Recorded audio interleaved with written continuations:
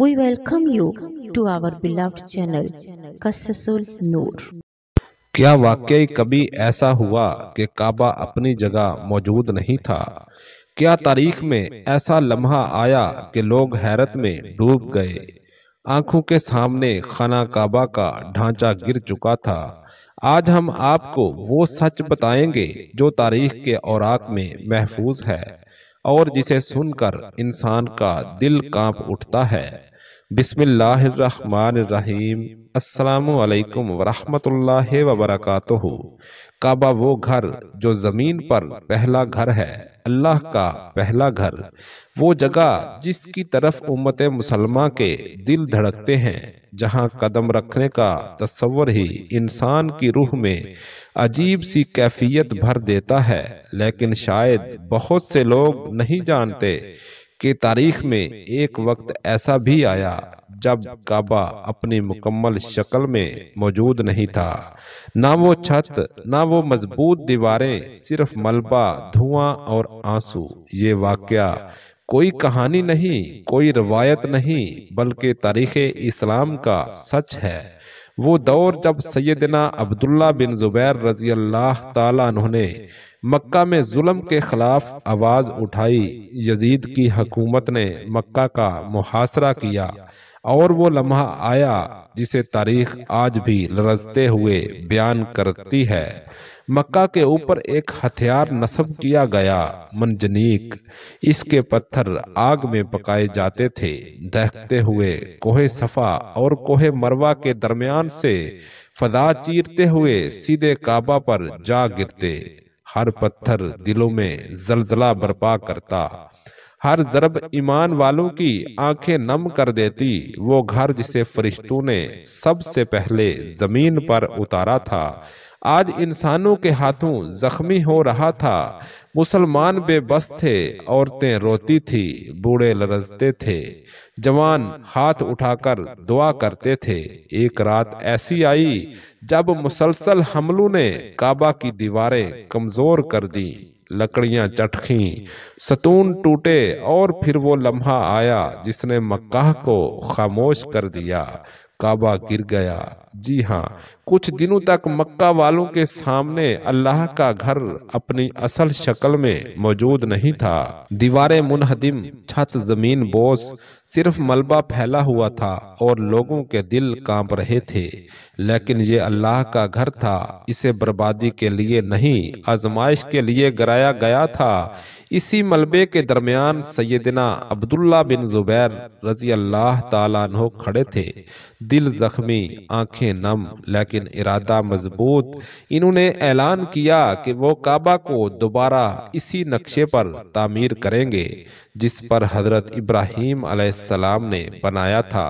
پھر ملبہ صاف کیا گیا، ہر اینٹ کو ادب سے اٹھایا جاتا، ہر پتھر کو چوم کر رکھا جاتا۔ لوگ کہتے تھے، ہم ٹوٹے ہوئے کعبے کو نہیں دیکھ سکتے، لیکن ہم اسے دوبارہ اٹھتا ضرور دیکھیں گے۔ پھر وہ لمحہ آیا جب نئے کعبے کی دیواریں اٹھنے لگی، ہر اینٹ کے ساتھ لوگوں کی امیدیں جڑتی گئیں، ہر ہاتھ کے ساتھ دل مضبوط ہوتے گئے، اور کچھ ہی مہینوں میں اللہ کا گھر ایک بار پھر اپنی شان کے ساتھ کھڑا تھا۔ یہ وہ سچ ہے جسے تاریخ چھپا نہیں سکتی۔ کعبہ غائب نہیں ہوا تھا، لیکن کچھ دنوں تک اپنی بنی ہوئی حالت میں موجود نہیں تھا۔ یہ واقعہ ہمیں یہ بھی سکھاتا ہے کہ اللہ کے گھر کو نقصان پہنچ سکتا ہے، لیکن اللہ کا نور کبھی نہیں بجھتا۔ دیواریں گر سکتی ہیں، لیکن سچائی قائم رہتی ہے۔ ڈھانچہ تباہ ہو سکتا ہے، لیکن اللہ کا نظام کبھی ختم نہیں ہوتا۔ یہ پہلا واقعہ نہیں تھا۔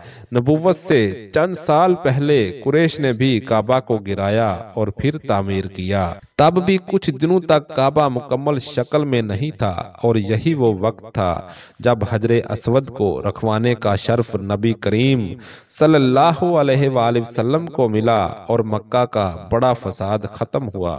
یہ واقعات ہمیں بتاتے ہیں کہ اللہ کے گھر کی حفاظت اور اس کی تعمیر ایک آزمائش بھی ہے اور ایک سعادت بھی۔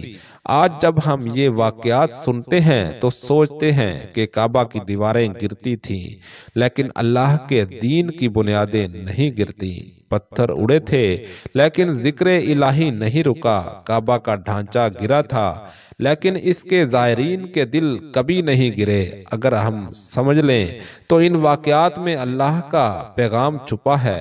باہری عمارت کا گرنا نقصان نہیں، اصل نقصان دل کا گر جانا ہے۔ اللہ کا گھر دوبارہ بنایا جا سکتا ہے، لیکن اگر دل ٹوٹ جائے تو اسے ایمان سے ہی جوڑا جا سکتا ہے۔ اسی لیے ہمیں اپنے دلوں کے کعبے کو بچانا ہے۔ گناہوں کے پتھر نہ لگنے دیں، غفلت کی منجنیق نہ چلنے دیں، حسد کی آگ نہ چھونے دیں اور خواہشات کی ضربیں اسے نہ توڑنے دیں۔ اللہ ہمیں اپنے دلوں کو وہی مقام بنانے کی توفیق دے جو اللہ نے کعبے کو زمین والوں کا مرکز بنایا ہے۔ آخر میں اللہ تعالیٰ سے دعا ہے کہ یا اللہ ہمارے دلوں کو اپنے نور سے بھر دے، ہمیں سیدھے راستے پر چلا، ہمیں اپنے گھر کی زیارت نصیب فرما اور ہمیں ان خوش نصیبوں میں شامل کر دے جن کے دل تیرے ذکر سے آباد رہتے ہیں۔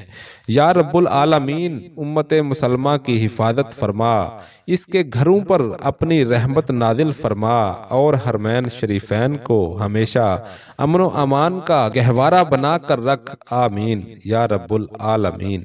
اور آخر میں آپ ہمارے چینل کشف النور کو ضرور سبسکرائب کریں، کیونکہ یہاں آپ کو ملتی ہیں وہ داستانیں جو دل کو جگاتی ہیں، ایمان کو تازہ کرتی ہیں اور سچائی کو روشن کرتی ہیں۔